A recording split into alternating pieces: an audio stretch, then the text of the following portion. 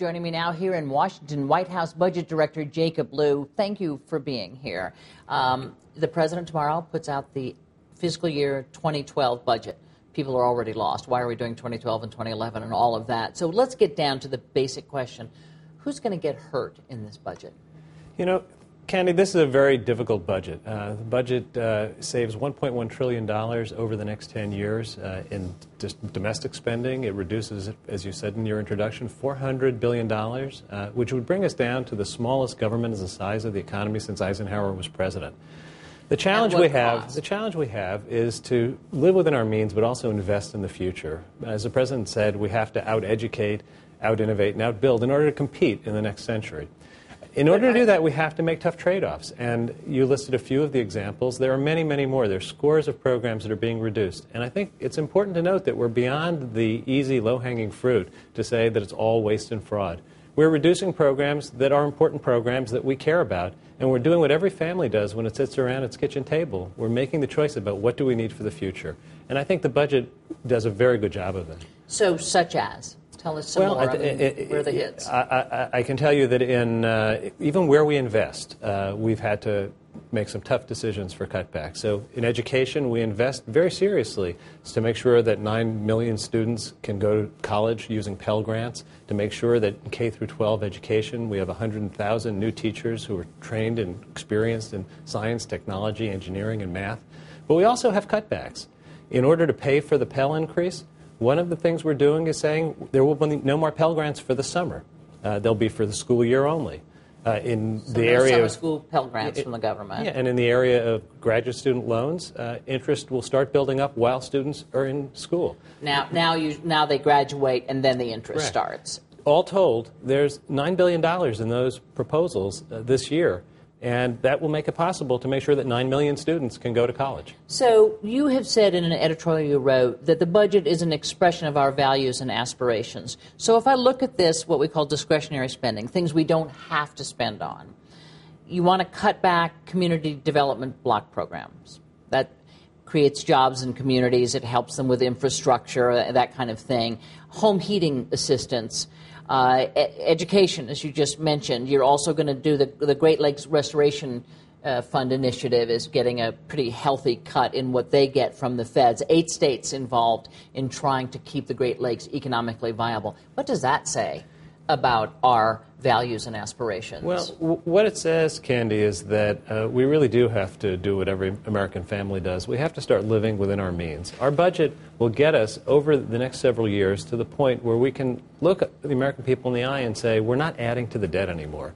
We're spending money that we have each year, and then we can work on bringing down our national debt. The notion that we can do this painlessly it's not possible to do it painlessly. We are going to make tough choices. The question is, do we do it in a way where while we're making the tough trade-offs, we're making the critical investments so that we have a future that creates jobs for the American people so that we can outcompete in the world of the 21st century? Here's the problem, I guess. If you are a graduate, let's take one of your examples. You're a graduate student. You are right now getting loans. You don't have to pay those loans or any interest on them until you graduate. But now you have to pay, or it accumulates, I'm assuming. You have to pay interest beginning on day one of grad school. And that makes it so that you can't go to grad school. Well, let's just be clear. Interest will build up, but students won't have to pay until they graduate. So it will increase the burden for paying back the loans, but it will not reduce access to education. That's, I think, part of how you can responsibly have a plan that deals with the challenge of solving our fiscal crisis, getting out of the situation where the deficit is growing and growing, but also investing in the future. We have a responsible budget that will cut in half the deficit by the end of the president's first term. It deals with all parts of the budget, and it's a plan which we look forward to presenting it to the Congress and getting a bipartisan discussion going on how to achieve it. The president had a debt commission. They put out a big, long report on how to get out of the debt, not the yearly deficit, but the cumulative number that we are in the red, which is in the trillion, 14.1 trillion, I believe is where we are. And yet very little of that is reflected in this budget. Why was there a debt commission to begin with, since everybody seems determined to ignore what you heard Alan Simpson call the big four: Medicare, Medicaid, Social Security, and defense? I know there are cuts in defense, but the commission found many, many more. Why even bother if this document isn't going to reflect it? First, I would say that the Commission did a very important job. But everybody kind of says it framed a discussion which is very much influencing how everyone working on the budget going forward thinks about it. There's more on the table, more that's open for the kind of civil discourse that we need in order to make the tough decisions. In our budget, there are many, many ideas that one can look to the Commission where they took leadership. Medical malpractice, corporate tax reform, pay freeze for the federal government.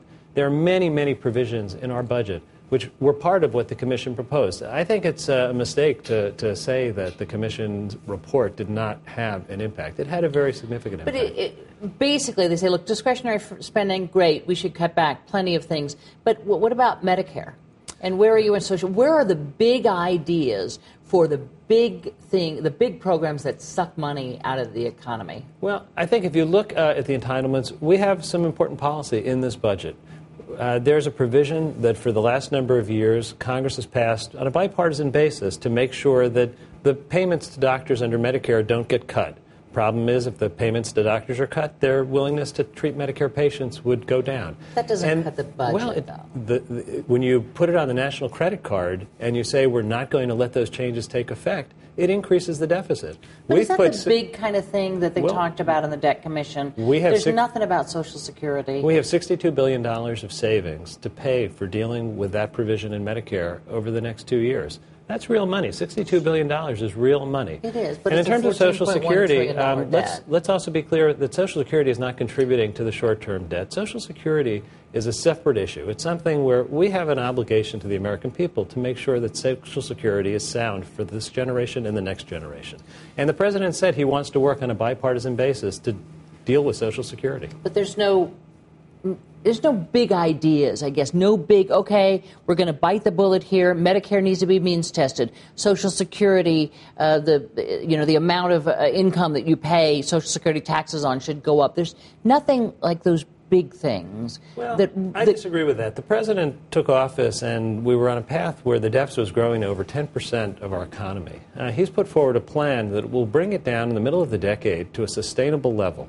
That is a big idea. Because as every family knows, if you're having trouble paying your bills, you have to stop adding to the balance. And he has a plan that would do that. He's called it a down payment, and it's a responsible down payment, and he's extended his hand to work on a bipartisan basis to deal with the long-term problems. I think we have to get that accomplished in the next few years. I need a yes or no from you about the 2011 budget, which still hasn't been passed. House Republicans believe they can take $100 billion out of that right now for this bill that goes until next October. Is that doable? Not the way they want it. Is it even doable to take $100 billion out of that budget? Candy, yes we have a responsible plan that's before Congress. We look forward to working with Congress. We think that there is a way to reduce spending. We all agree we need to reduce spending.